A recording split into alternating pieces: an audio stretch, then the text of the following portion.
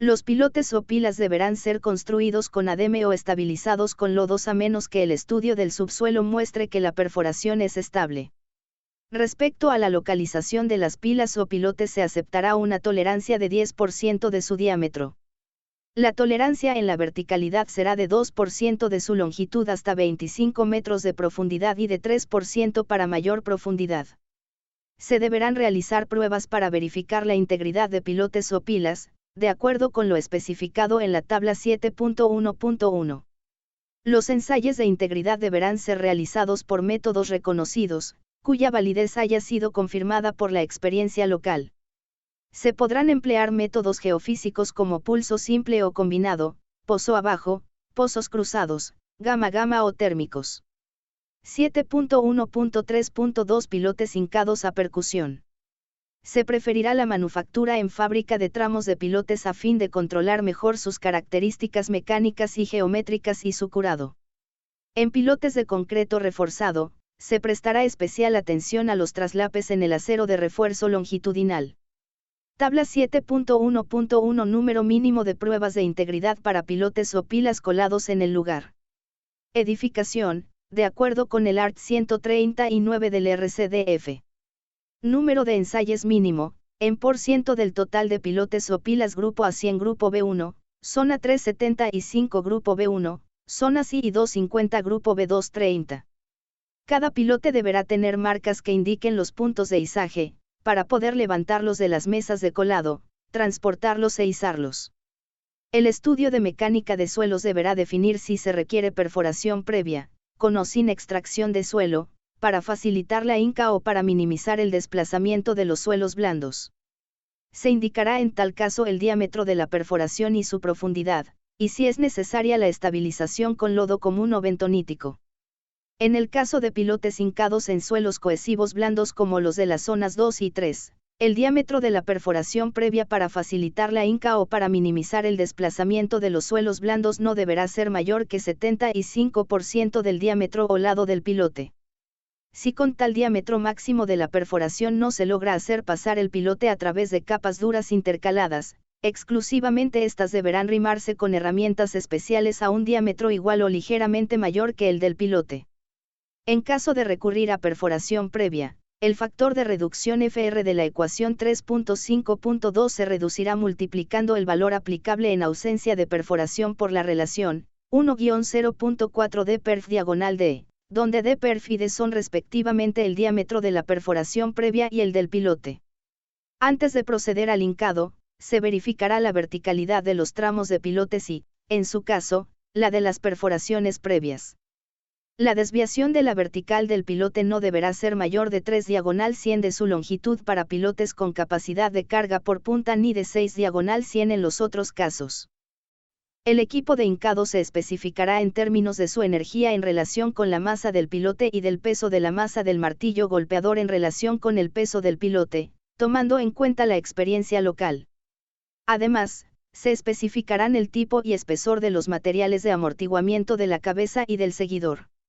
El equipo de hincado podrá también definirse a partir de un análisis dinámico basado en la ecuación de onda. La posición final de la cabeza de los pilotes no deberá diferir respecto a la de proyecto en más de 200 milímetros ni de la cuarta parte del ancho del elemento estructural que se apoye en ella. Al hincar cada pilote se llevará un registro de su ubicación, su longitud y dimensiones transversales, la fecha de colocación, el nivel del terreno antes de la hinca y el nivel de la cabeza inmediatamente después de la hinca. Además se incluirá el tipo de material empleado para la protección de la cabeza del pilote, el peso del martinete y su altura de caída, la energía de hincado por golpe, el número de golpes por metro de penetración a través de los estratos superiores al de apoyo y el número de golpes por cada 100 milímetros de penetración en el estrato de apoyo, así como el número de golpes y la penetración en la última fracción de decímetro penetrada. En el caso de pilotes hincados a través de un suelo campercevel hasta un estrato resistente, se verificará para cada pilote, mediante nivelaciones, si se ha presentado emersión por la hinca de los pilotes adyacentes y, en caso afirmativo, los pilotes afectados se volverán a hincar hasta la elevación especificada. Los métodos usados para hincar los pilotes deberán ser tales que no mermen la capacidad estructural de estos.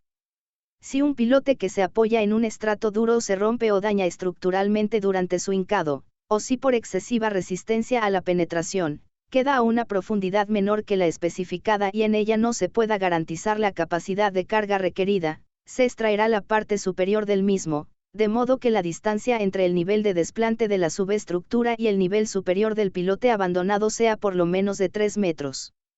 En tal caso, se revisará el diseño de la subestructura y se instalarán pilotes sustitutos. Si el diseño de la cimentación prevé que la punta del pilote quede separada del estrato resistente y si dicho pilote se rechaza por daños estructurales durante su hincado, se deberá extraer totalmente y rellenar el hueco formado con otro pilote de mayor dimensión o bien con un material cuya resistencia y compresibilidad sean equiparables con las del suelo que reemplaza. En este caso, también deberán revisarse el diseño de la subestructura y el comportamiento del sistema de cimentación. 7.1.3.3 Pruebas de carga en pilotes o pilas. En caso de realizarse pruebas de carga, se llevará registro por lo menos de los datos siguientes. A. Condiciones del subsuelo en el lugar de la prueba. B. Descripción del pilote o pila y datos obtenidos durante la instalación. C. Descripción del sistema de carga y del método de prueba. D. Tabla de cargas y deformaciones durante las etapas de carga y descarga del pilote o pila. E. Representación gráfica de la curva asentamientos tiempo para cada incremento de carga. F. Observaciones e incidentes durante la instalación del pilote o pila y la prueba, y G. Representación gráfica de la curva asentamientos carga. 7.2 Excavaciones. 7.2.1 Consideraciones generales.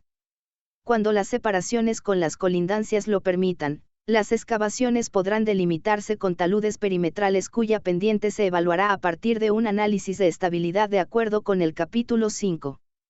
Si por el contrario, existen restricciones de espacio y no son aceptables taludes verticales debido a las características del subsuelo, se recurrirá a un sistema de soporte constituido por ademes, tablestacas o muros colados en el lugar apuntalados o retenidos con anclas instaladas en suelos firmes. En todos los casos deberá lograrse un control adecuado del flujo de agua en el subsuelo y seguirse una secuela de excavación que minimice los movimientos de las construcciones vecinas y servicios públicos. Los análisis de las condiciones de flujo de agua en excavaciones se realizarán recurriendo a métodos analíticos o numéricos adaptados a la permeabilidad de los materiales del subsuelo, tomando en cuenta que, según el caso, pueden presentarse condiciones de flujo establecidas o transitorias. 7.2.2 Control del flujo de agua. Cuando la construcción de la cimentación lo requiera, se controlará el flujo del agua en el subsuelo del predio mediante bombeo, tomando precauciones para limitar los efectos indeseables del mismo en el propio predio y en los colindantes. Se escogerá el sistema de bombeo más adecuado de acuerdo con el tipo de suelo. El gasto y el abatimiento provocado por el bombeo se calcularán mediante la teoría del flujo de agua transitorio en el suelo. El diseño del sistema de bombeo incluirá la selección del número, ubicación, diámetro y profundidad de los pozos, del tipo, diámetro y ranurado de los ademes, y del espesor y de la composición granulométrica del filtro. Asimismo, se especificará la capacidad mínima de las bombas y la posición del nivel dinámico en los pozos en las diversas etapas de la excavación.